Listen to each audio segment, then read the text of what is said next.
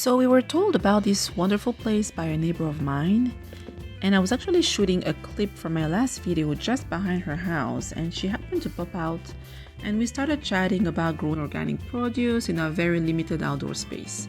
We both don't have a lot of space. We actually don't have a backyard, and we live in the same neighborhood. So she then told me about this older gentleman whose land you are looking at, who is actually leasing small plots of land to people who are interested in growing produce. So we drove to the area, which we actually had been passing for years without realizing what it was, and started looking around and inquiring. So every time we would drive around, not every time, but for the time, I guess the growing season, now that I think about it, it would just usually be like at a time where people start growing things. We used to see people, bent over, and it looked like they were working the soil, but we would see them from very far, and we didn't really know what was going on. I kind of knew, this cannot be commercial, because these people are not using the usual means that you would see around here for commercial farming. So when she told us about it, we actually went there. Like I said before, we started looking around and inquired, and then we realized that the little driveway to actually get into the area was a little bit hidden, but if we had looked for it, we would have found it, rather than just assuming it was a private property. But anyways, it took us a few days to kind of hunt down and stalk this very nice man, the older gentleman I told you about. It took us a couple of days. When we were finally able to talk to him, he told us that he just had a little tiny area left. He wasn't sure whether we would be interested in it. Like, what? We would take anything. We really would take anything. In fact, anything is better than what we have now.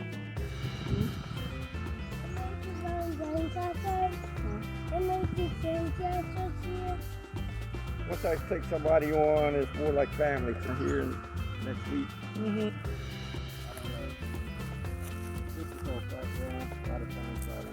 So generally, the end of January is when I start ordering my seeds, or February, and I usually like to start them indoors so they can get a head start, and then they're a little bit stronger when it's time to transplant them outside.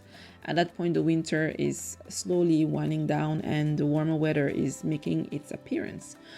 So this year it was kind of late. I was kind of discouraged because the space that we have really didn't match my ambition. And, I've been watching all these videos on organic farming and simple way of living.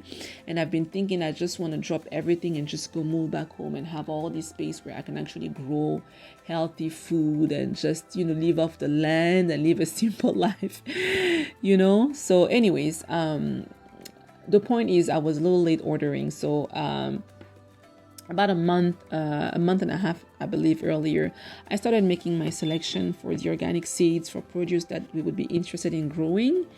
Honestly, I didn't really have a truly solid plan, and my husband doesn't know that, as to where, I would grow all of that. But, I've bought seed in the past, and I've been able to keep them for 2 or 3 growing seasons. So I was hoping to do the same, because the last time I bought seed was about 2 to 3 years earlier. So the seeds came, and my son was excited to help germinate the seeds in the seed trays. Like I said, I normally do this indoor for faster germination, but since, we were late, it was already warmer more consistently, especially at night. So it took a little longer for the seedling to emerge, just because we did it outside directly, and not inside, where it would have been consistently warm day and night. So the seeds would have had that warm and dark environment to germinate. So one thing that we had not really taken into too much consideration, because we got so excited about finally having a place where we can actually grow our produce, was the fact that there is no water on the property. Now, that's not exactly true. There's actually a stream somewhere on the property. We haven't seen it yet, but there's no water pump. There's no tap, place that you can just have access to water. So there's no water accessible to the areas where the plots are located. So of course we would need to figure out a process that would get us water so that we can actually water our plants. So we started looking for a water storage solution. We kind of looked around and see what other people did. And then I started looking for some good use deals, who wants to spend more when they can spend less, So we settled for a standard blue barrel for bringing water from home if we needed to. And I'm actually on my way now, guys, to get another barrel. They're like blue usually. Sometimes they can be white or gray-ish. Okay, there's like I have to go to the other lane. There's like somebody blocking there. I don't know if I can show you. It looks pretty far, but it's not. It's actually pretty. See, this person won't even let me go, man. Oops.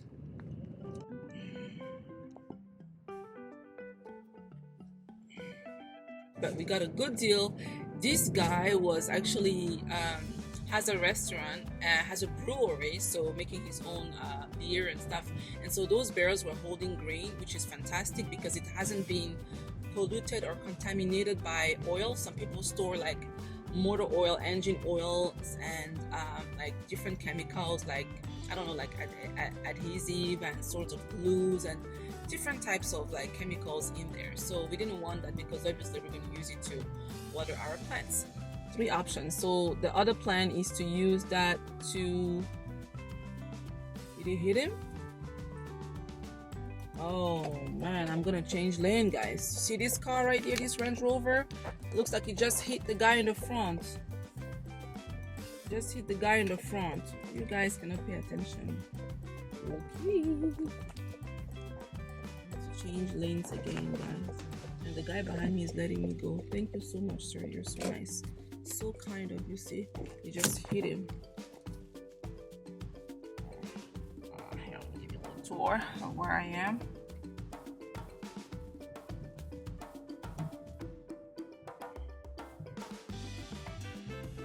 Okay, so I'm actually here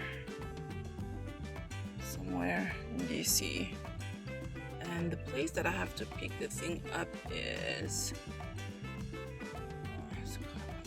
it's like a shopping center. It's supposed to be like a restaurant or a brewery. That's the address that they gave me, so I don't know. This is medical equipment.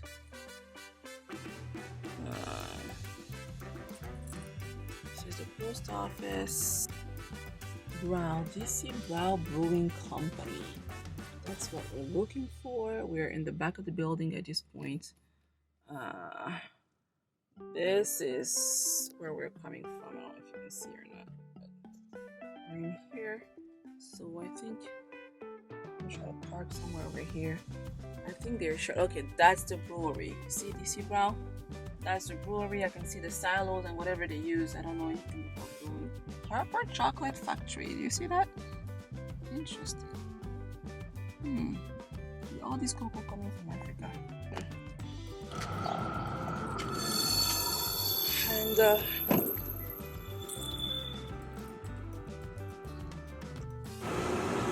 you see that? It's a train.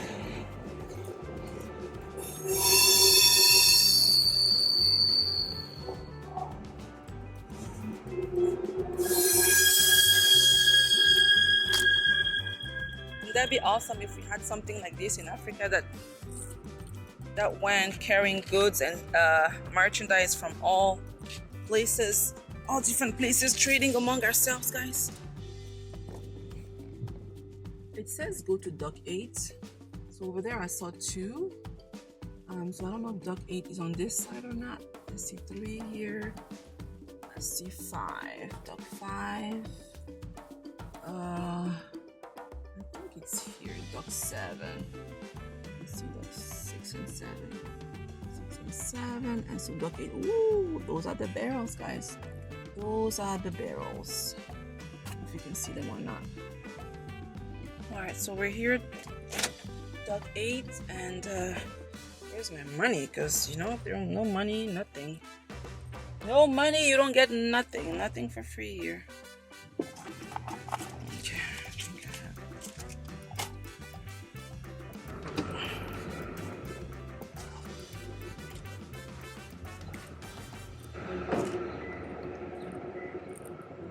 Look at all of these guys. Look at all of this. All of this. Are those like beer? I think that's what they produce and they bring them over here. thousands and thousands and thousands of canned beer. And somebody exercises here too, or maybe they shoot commercials here, I don't know. You can see, you clearly see the exercise equipment. So come to Duck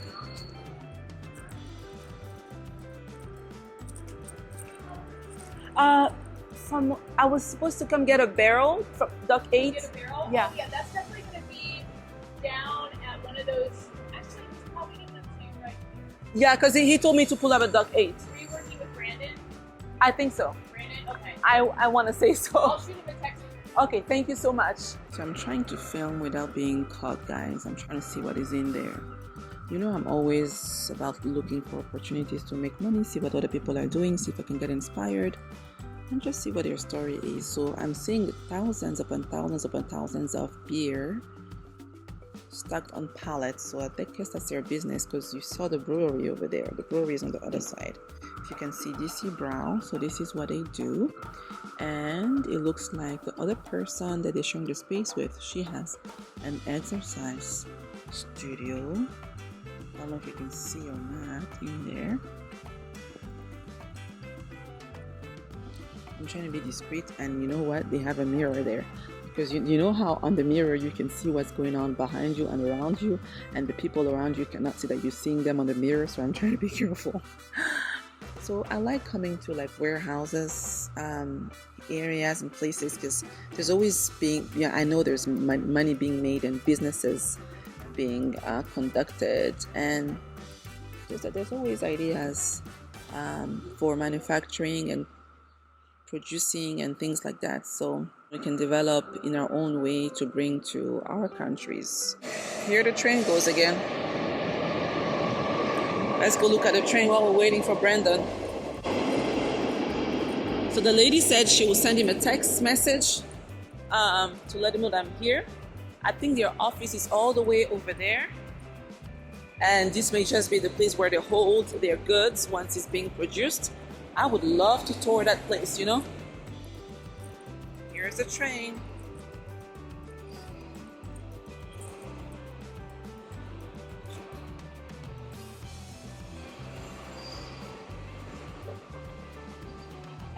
All merchandise train. Oh, I think Brandon is here because I see a man over there. The blue barrels are like, I don't know, 40 gallons or something. And that's pretty heavy. Even for my husband, who's a strong guy, is pretty heavy. And we also wanted to figure out a water storage solution for the actual place so that we can collect rainwater and just have it on there, because rainwater is much, much, much, much better than, you know, treated water.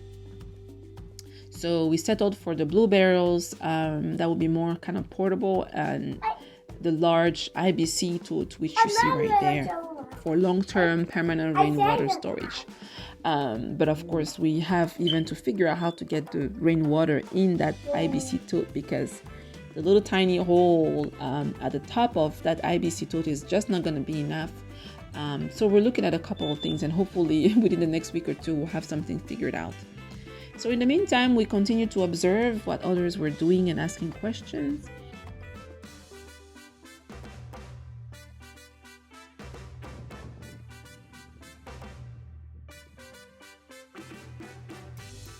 The plan at that point was to transplant whatever seedlings we had already had at home, and directly sow the seeds, you know, for whatever else we wanted to have, since now we had way more than we ever considered. We'll probably measure out the space and tell exactly what how much we've got basically from this wall over here to this stick right here. And it doesn't look like it's a lot, but it truly is a lot for us to take on. You know, I know people, especially those who live like back home, sometimes they have like fruit trees on their property, and they grow a couple of things, but they don't really like, I guess, I can't say that they take it for granted, but you know, it's just, it is not like valued as much as it should be, if I can say it like that. Let them know I'm here.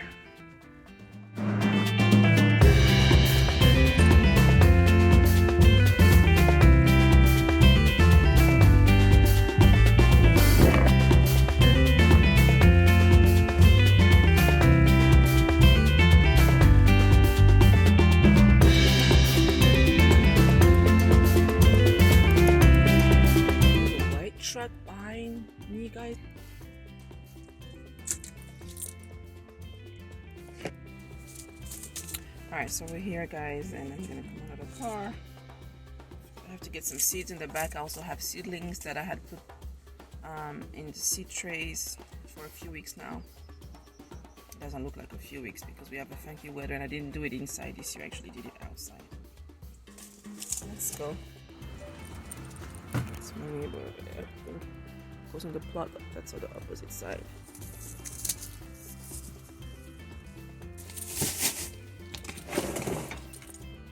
So you guys, the guy was telling me, the old pal was telling, he's all dressed up with a fancy back brace and fancy hat and big shoes.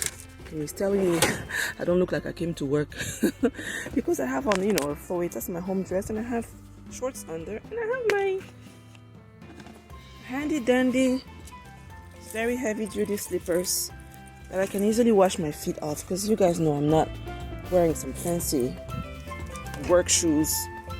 It's not muddy that I have to clean afterwards. So, and all the heavy work has been done. Oh, because I don't have no gloves on and all these things. Listen, I'm not gonna go out spend money just to look like I'm working, okay? I do with what I have. I think it's important to try and grow something, even if it's small, because it helps build that special connection with nature, even and especially if you have children. And it teaches us how to work with nature, you know, patience, perseverance, just waiting and doing the best you can, and then leaving the rest up to nature or God. Will you try and consider growing something wherever you are with whatever you have?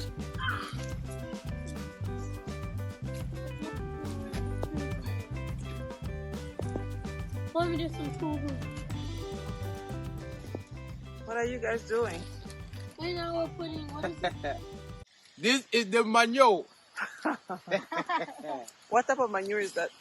The monkey out there, Say good, you know. black Cow. black cow. Oh, okay. Cow manure. No, I'm putting the manure in these holes. Okay. Good. I'm sure we're gonna plant a few stuff over there. Okay. Yeah. It's rainy and you are here very early in the morning on Saturday. Right, Nathan? Yeah. It reminds me of you know, all the hard life we used to live back in Africa. Well, I mean, it's good doing this. It feels good because it makes me feel like I am home. You know, the road, I think of the roads in my village. Oh, man. Grass everywhere. And this is me doing the same thing again. Same thing. So, this is beautiful. It's not all about convenient life, my brothers and sisters. Convenient life is not happy life. Oh, sometimes what is inconvenient like this, is what is more satisfying and gratifying. So yesterday I was here. I spent 3 hours. I planted a whole row from back all the way here. Tilled, put the compost, planted about 1.5 row. So today they are helping me with the other 1.5. So we can go faster. And the rain is really helping us because we don't really have any water here. The one with the blue barrel, we brought water from home, but we didn't even fill it because it was just too heavy to carry. It's gonna rain all weekend. We still have to find a way to collect enough rainwater to go through this hole. Gotta be careful.